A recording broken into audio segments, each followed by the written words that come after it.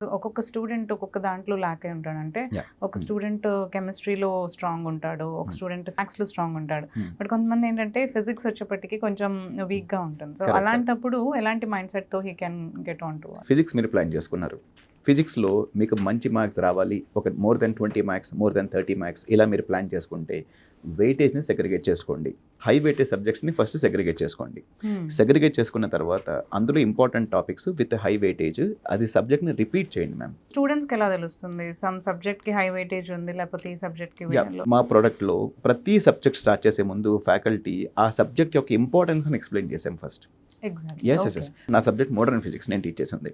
So ఈ modern physics వాళ్ళు చదివే 4 ఏళ్ళ ఇంజనీరింగ్లో ఎక్కడ యూజ్ అవుతుందో నేను ఎక్స్ప్లెయిన్ చేశాను. దానివల్ల కెరీర్ ఆపర్చునిటీస్ ఏమున్నాయో ఎక్స్ప్లెయిన్ చేశాను. ఓకే. అది వాళ్ళకి యూజ్ అవ్వాలి ఫస్ట్ ఆఫ్ ఆల్. దాని తర్వాత వాళ్ళు ఇప్పుడు మోడర్న్ ఫిజిక్స్ చదువుకుంటే I think it will be very high motivation for them.